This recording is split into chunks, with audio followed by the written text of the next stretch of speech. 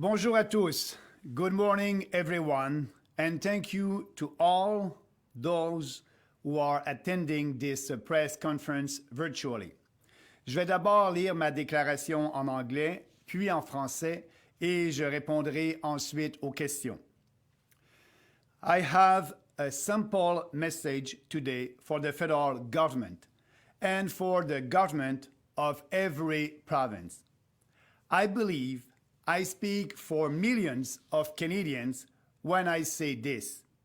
We want our lives back. Yes, it's been 22 months since the pandemic started. The vast majority of Canadians are vaccinated. And yet, we still have to live under a whole series of authoritarian COVID measures, from vaccine mandates to lockdowns and vaccine passports. Every week, more countries in Europe and elsewhere, and states in the US, announce that they are lifting these mandates and restrictions. Canada is becoming the outlier. Not only do we still have most of these measures in place, but some governments are planning to add more. My own province of Quebec has announced that unvaccinated people will have to pay a punitive tax. Not because they committed any crime, simply because they want to decide for themselves what medical procedure they received. None of it has anything to do with science. There is ample scientific evidence that these authoritarian measures have almost no effect on the spread of the virus, while they have massive negative economic and health impacts on the population. Both the vaccinated and the unvaccinated can catch and spread the virus. Vaccine passports are completely useless. I will stay in Ottawa for the next couple of days to take part in the Truckers' Freedom Rally and the Freedom Convoy to protest with them.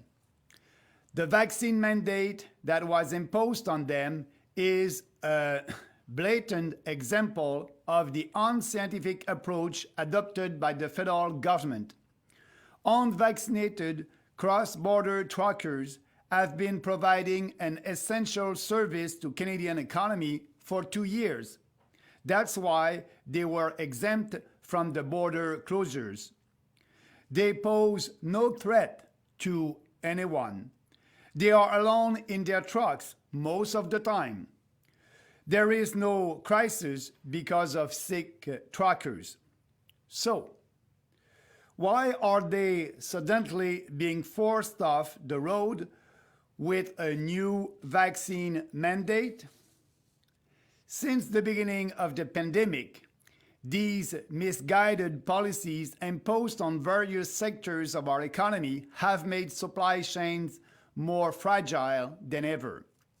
And now, at a time when the trucking industry already suffers from a severe shortage of manpower, irresponsible governments in Ottawa and Washington are deliberately and needlessly disrupting them even more.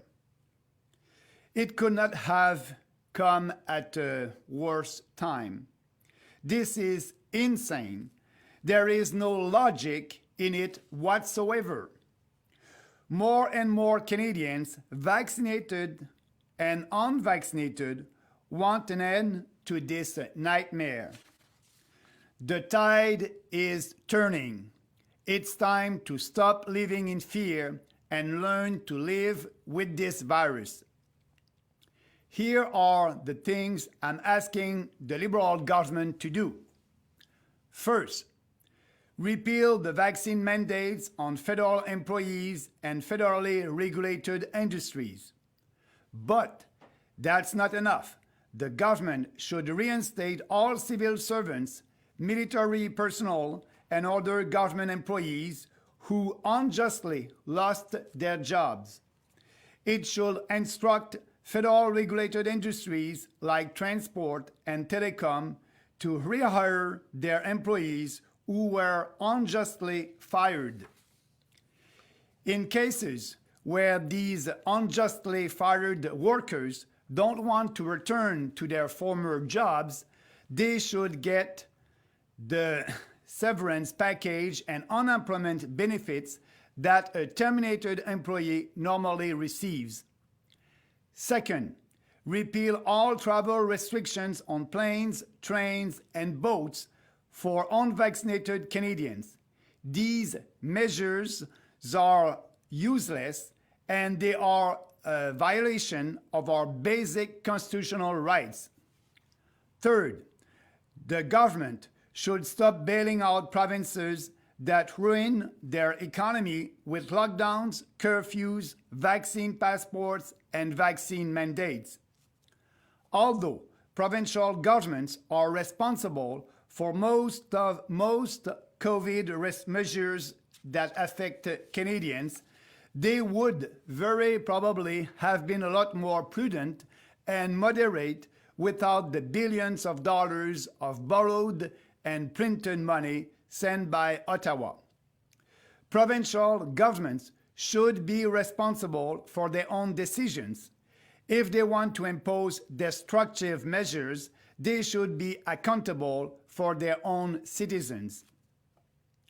In closing, I would like to congratulate the handful of Conservative MPs, including Deputy Leader Candice Bergen and finance critic Pierre Poilievre, for having finally mustered the courage to oppose the government's authoritarian measures after 2 years of silence.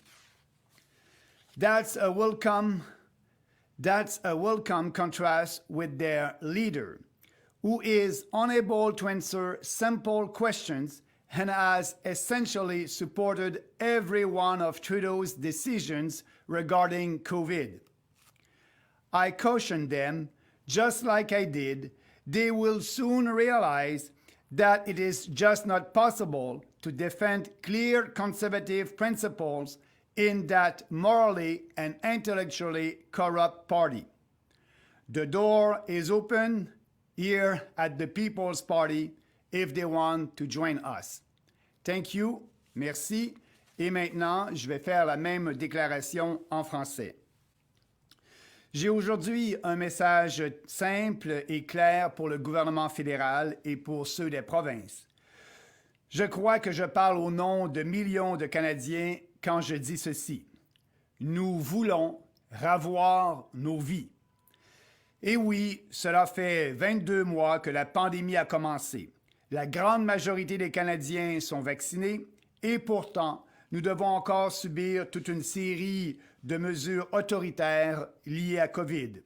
Des obligations de vaccination au confinement en passant par les passeports vaccinaux.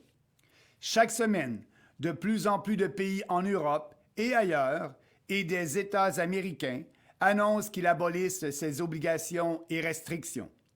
Le Canada est en train de devenir l'exception.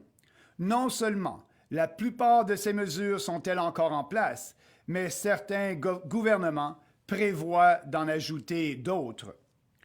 Le gouvernement du Québec a annoncé que les non-vaccinés devront payer une taxe punitive, pas parce qu'ils ont commis un crime, tout simplement parce qu'ils veulent décider eux-mêmes des traitements médicaux qu'ils reçoivent.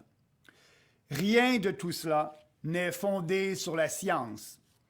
Il existe de nombreuses preuves scientifiques que ces mesures autoritaires n'ont pratiquement aucun effet sur la propagation du virus, alors qu'elles ont des impacts économiques et sur la santé des populations extrêmement négatifs.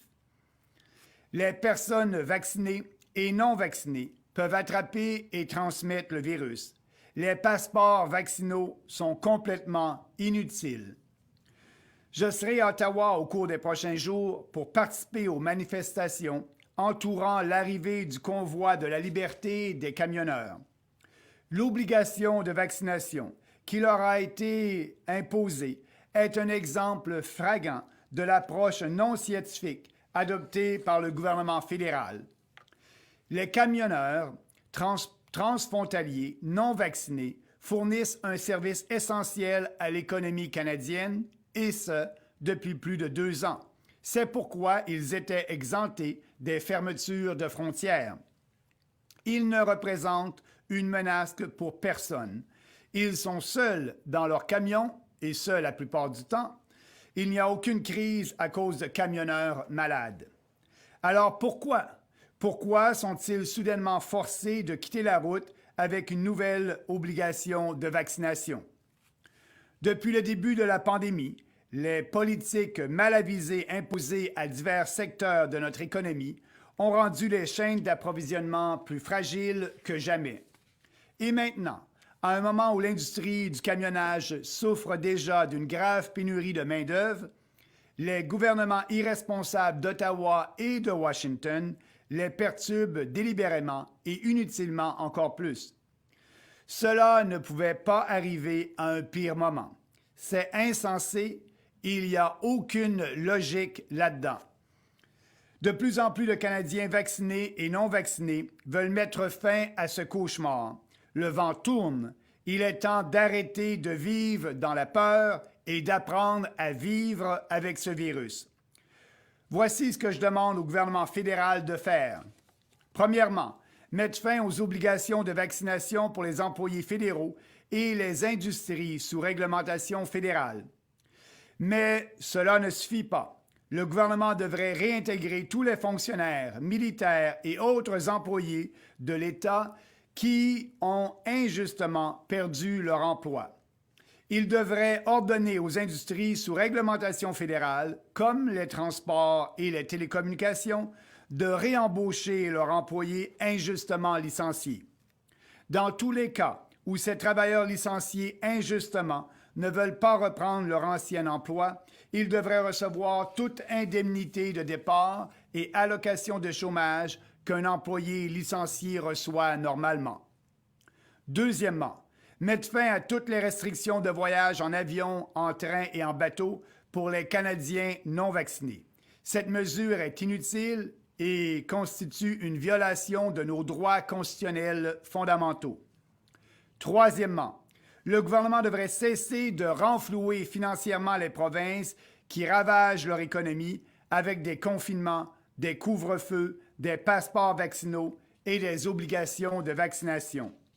Bien que les gouvernements provinciaux soient responsables de la plupart des mesures sanitaires qui affectent les Canadiens, ils auraient très probablement été beaucoup plus prudents et modérés sans les milliards de dollars d'argent empruntés et imprimés qu'Ottawa leur a envoyés par l'entremise de divers programmes. Les gouvernements provinciaux devraient être responsables de leurs propres décisions. S'ils veulent imposer des mesures destructives, ils doivent rendre des comptes à leurs propres citoyens. En terminant, je tiens à féliciter la poignée de députés conservateurs, dont la chef adjointe Candice Bergen et le porte-parole en matière de finances Pierre Poilievre, d'avoir enfin trouvé le courage de s'opposer aux mesures autoritaires du gouvernement après 2 ans de silence. Ça contraste également avec les positions de leur chef, qui est incapable de répondre à des questions simples et qui a essentiellement soutenu chacune des décisions de Trudeau concernant la COVID. Je les mets toutefois en garde que, tout comme moi, ils réaliseront bientôt qu'il n'est tout simplement pas possible de défendre des principes conservateurs clairs dans ce parti morellement et intellectuellement corrompu. La porte est ouverte ici au Parti populaire s'ils veulent nous rejoindre. Merci et maintenant, je serai prêt à répondre à vos questions.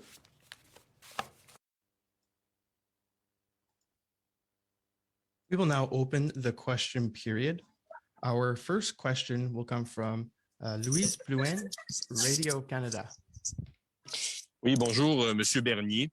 Sur les médias sociaux, il y a des gens, des groupes qui ont dit qu'ils voulaient avoir recours à la violence cette fin de semaine. Est-ce que vous trouvez que c'est une façon légitime d'exprimer ses opinions? Absolument pas. Je pense que c'est une très, très minime minorité. Si on regarde ce qui se passe actuellement, ces camionneurs-là respectent les lois et viennent ici manifester de façon en respectant les lois et pour s'assurer que tout se passe bien ici. J'ai confiance que la plupart des gens vont faire une manifestation et un rallye comme d'autres rallyes où j'ai participé à travers le pays depuis ces 2 dernières années. Je condamne toute forme de violence qu'il pourrait y avoir.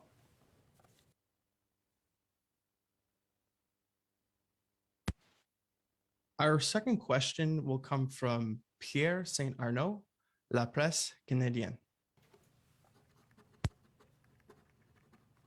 Dernier. D'une part, je m'interroge un peu là, pourquoi s'en prendre au Canada puisque la même obligation est appliquée pour entrer aux États-Unis. D'autre part, il y a des groupes au sein des organisateurs qui parlent, par exemple, de remplacer le gouvernement en place par un comité du Sénat et de la gouverneure générale.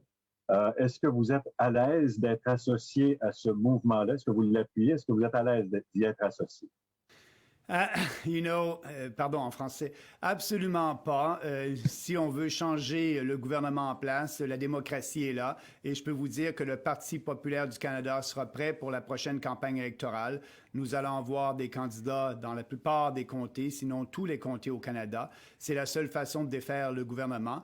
Nous faisons une bataille pour changer l'opinion publique et s'assurer qu'il y a plus de Canadiens qui s'aperçoivent, tout comme nous, que ces mesures autoritaires n'ont aucun effet sur la propagation du virus. Ceci étant dit, entre la mesure que M. Trudeau a imposée aux camionneurs canadiens, il faut savoir que M. Trudeau a fait ça de connivence avec le président des États-Unis. Il faut savoir que la plupart des camionneurs américains ne sont pas vaccinés. Et donc, ces gens-là ne pourront pas traverser la frontière ici pour nous amener des biens et services essentiels. Donc, ça a un impact majeur sur les conséquences sur la chaîne d'approvisionnement et on risque de manquer d'approvisionnement, de manquer de biens, de manquer de nourriture dans les prochaines semaines au Canada si on continue à aller de l'avant avec cette mesure-là. C'est pour ça que dans mon discours de conférence de presse, j'ai bien dit que c'est tant le gouvernement canadien que le gouvernement américain qui ont imposé des mesures qui nuisent à notre économie. Merci.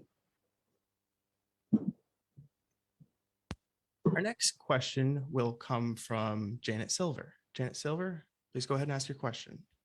Yes, and thank you, Mr. Bernier, for taking our questions. It's with iPolitics.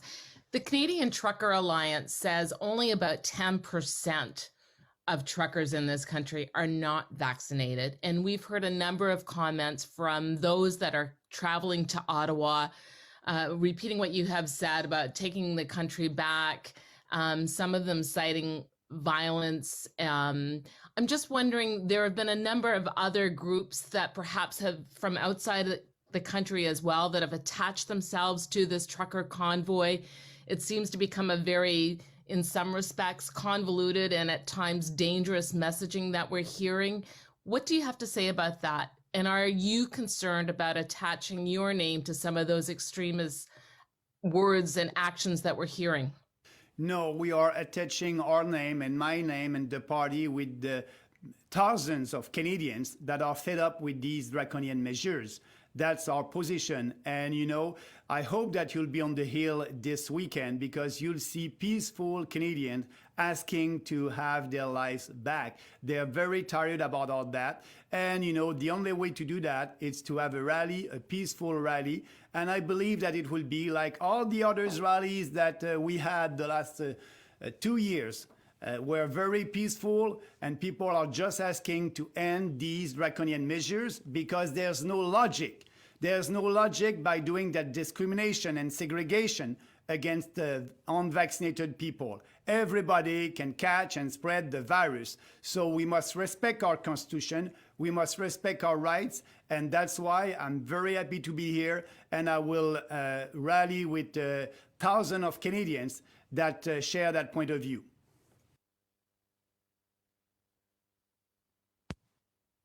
Our next question will be given to Melanie Resden, Western Standard. Hello, Monsieur Bernier. Thanks for taking my question. We at the Western Standard interviewed Justin Trudeau's half-brother, Kyle Kemper, yesterday. And among many things that he called his brother or our premier or our prime minister out on was his divisive speech.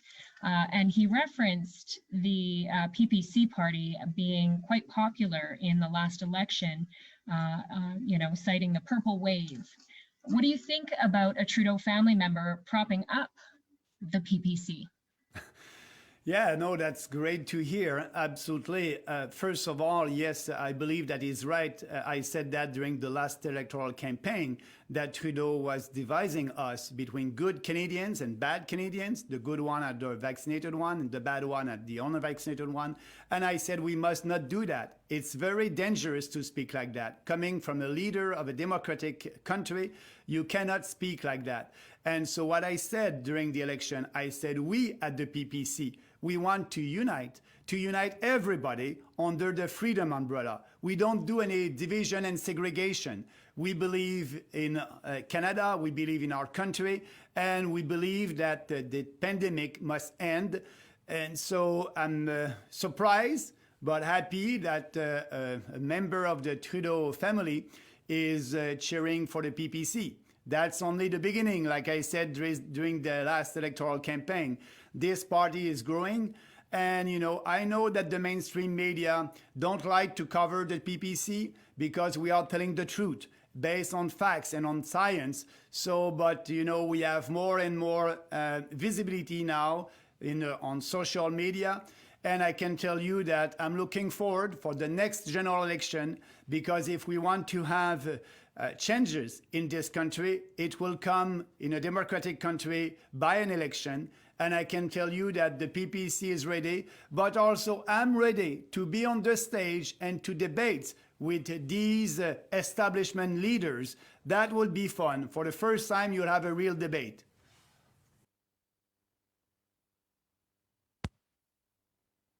Our next question will come from Silvio Morin from On Bos.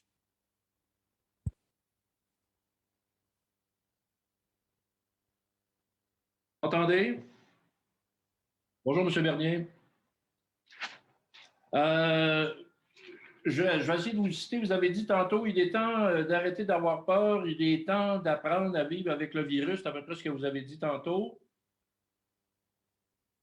Dans votre monde idéal, vous êtes le premier ministre du Canada, vous levez toutes les mesures sanitaires inimaginables qui ont été mises en place. Mais la maladie est encore là, il y a de la propagation, le monde tombe malade, les hôpitaux sont engorgés, il y a du monde qui meurt. Vous faites quoi, M. Bernier? Oui, je ferai comme le premier ministre de l'Angleterre qui a levé toutes les mesures sanitaires Et c'est ce qu'il faut faire. Et comme je l'ai dit depuis le début de la pandémie, il faut protéger les plus vulnérables. Qui sont les plus vulnérables? Si on regarde les statistiques, 80% des décès au Canada, c'est des gens de 70 ans et plus avec des comorbidités. Il aurait fallu protéger les plus vulnérables et rouvrir l'économie et laissant les gens libres de faire ce qu'ils veulent. Et actuellement, je suis conscient que les hôpitaux au Québec et peut-être aussi dans d'autres provinces débordent, mais malheureusement, ce n'est pas nouveau.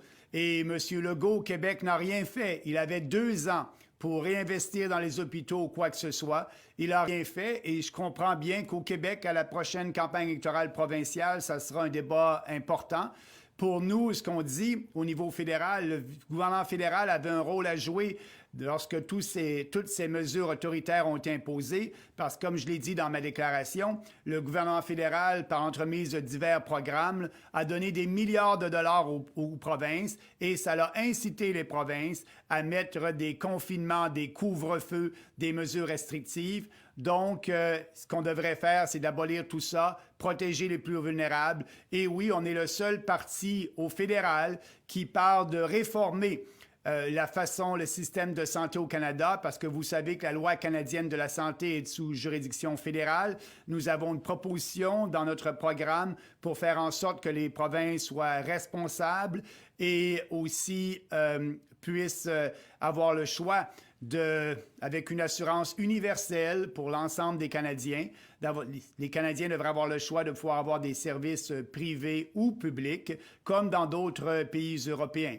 Donc, on est le seul parti qui a parlé de ça à la dernière campagne électorale et je peux vous dire qu'on va en parler aussi à la prochaine. Mais M. Bernier, la maladie COVID-19, elle ne s'attaque pas juste aux plus vulnérables de 70 ans et plus. Vous faites quoi avec ceux qui ont moins de 70 ans et qui tombent malades? Oui, COVID-19, effectivement, est partout et va être partout. Et oui, des gens moins à risque, donc de 70 ans et moins, risquent d'attraper et peuvent attraper COVID. Mais ce que je dis, si on regarde les statistiques, ce n'est pas une maladie mortelle pour eux. Je vous donne mon propre cas. J'ai décidé, dès le début de la pandémie, de ne pas me faire vacciner, puisque les statistiques étaient de mon côté. J'ai attrapé la COVID.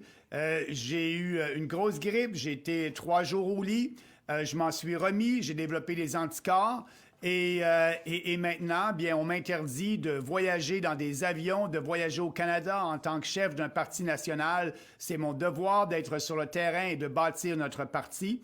Et c'est une mesure discriminatoire à mon endroit parce que je peux être assis dans l'avion avec une personne vaccinée qui peut transmettre le virus, tandis que moi, j'ai des anticorps, j'ai beaucoup moins de chances de rattraper COVID. Donc, il faut arrêter toutes ces mesures-là et il faut apprendre à vivre avec le virus, comme je l'ai dit. Petite dernière vite, M. Bernier, Parti conservateur vous intéresse-t-il toujours? Vous avez fait des commentaires encore sur lui? Non, absolument pas. J'ai laissé le Parti conservateur en 2018 en disant que ce parti était moralement et intellectuellement corrompu. Je le répète aujourd'hui.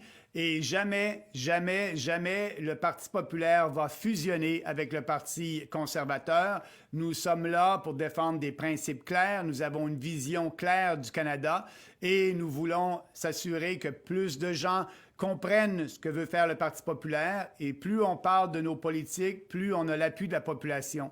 On ne fera pas l'erreur qu'a fait Preston Manning du Reform Party il y a déjà quelques décennies lorsqu'il a fusionné avec les conservateurs et on a un parti maintenant sans principe qui fait de la politique basée sur les sondages et non par conviction. Donc, pour répondre à votre question, non, je ne retournerai jamais au Parti conservateur et je dis à Candice Berger et à Pierre Poilievre, si vous êtes vraiment sérieux à défendre la liberté et appuyer les camionneurs, bien, perdez pas votre temps avec le Parti conservateur. Ce n'est pas la position de votre chef et vous ne réussirez jamais à influencer l'establishment du parti.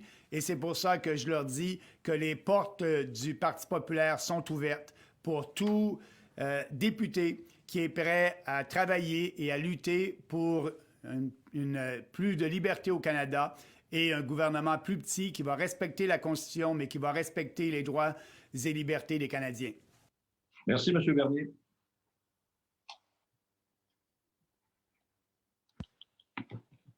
Our next question will be from Harrison Faulkner from True North. Hi, Mr. Bernier. Many in the legacy media, including some at this press conference here today, are warning that extreme elements have hijacked the convoy and are trying to push for violence tomorrow. And they seem to be basing these accusations of extremism on online comments. However, at True North, we discovered that those opposing the convoy have also used derogatory language to describe the truckers, even going as far as to call them vermin, white trash, and plague rats. Do you think there's a double standard here? I believe that, the mainstream media, they try to discredit that event that will happen tomorrow in Ottawa and Sunday. But, and I hope that they will be on the hill because I remember I did a lot of rallies the last couple of months, and I didn't see Radio-Canada, I didn't see CBC, I didn't see CTV there. And at all these rallies, we were there with peaceful people that are fed up with the situation and they just want to express to their government, enough is enough. And I believe that it will be the same thing this weekend. And I hope that these mainstream media will be there to see that and to participate in that rally. So latest polling reveals that the PPC has gained significant support in recent weeks, more than any other political party in Canada. What do you attribute the party's momentum to? Because we are saying the same thing for a long time, We campaign on a strong platform, freedom platform, and for the sovereignty of our country in 2019.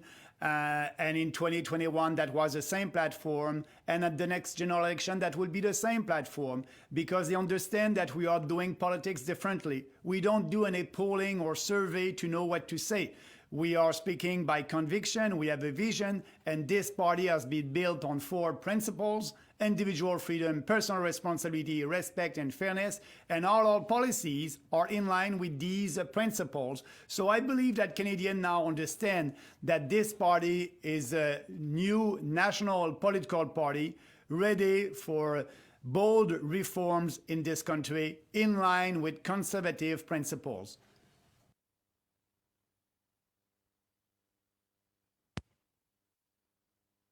Our next question will come from Ines Lombardo, Franco Press. Bonjour, Monsieur Bernier. Vous avez félicité les députés Bergen et Poilièvre un petit peu plus tôt dans votre discours. Vous avez dit qu'ils réaliseront bientôt que le Parti conservateur est corrompu et vous leur avez ouvert votre porte.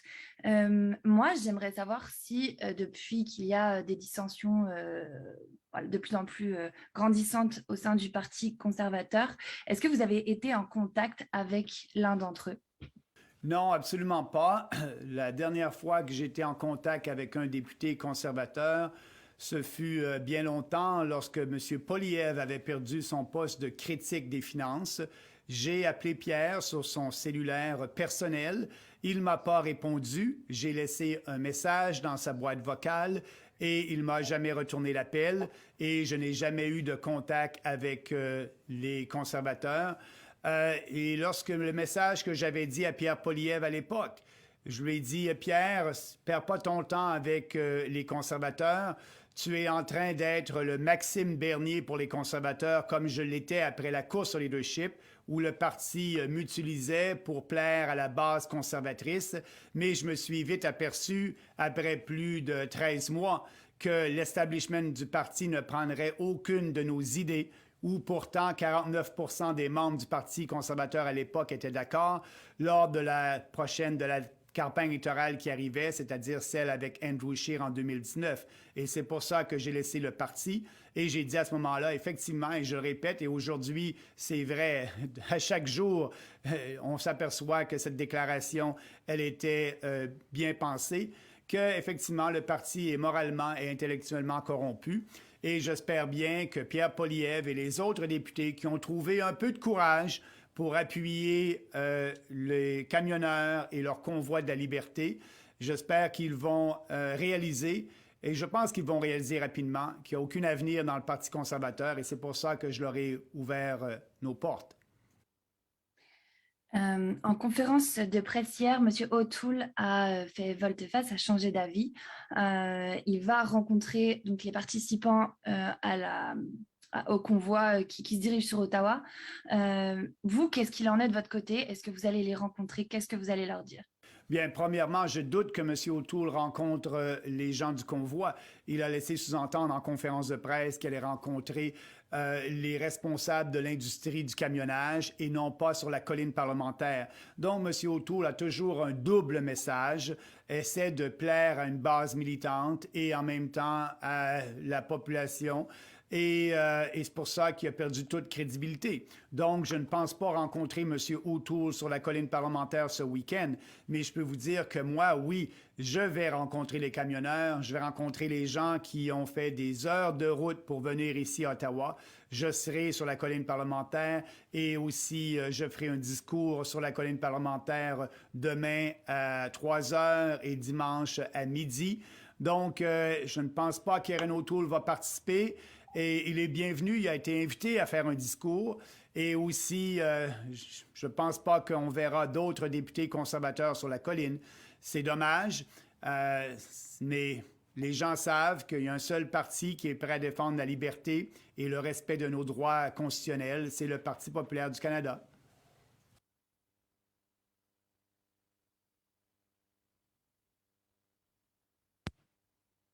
That will be all the questions we have today for question period. Merci beaucoup, merci à vous tous et au plaisir de vous voir en fin de semaine en personne lors de ce rallye ce samedi et ce dimanche. Thank you everybody, thank you. I hope I'll be able to see you this weekend on the Hill this Saturday and Sunday. I will be there and I will be able to answer more of your questions if you have more. Thank you.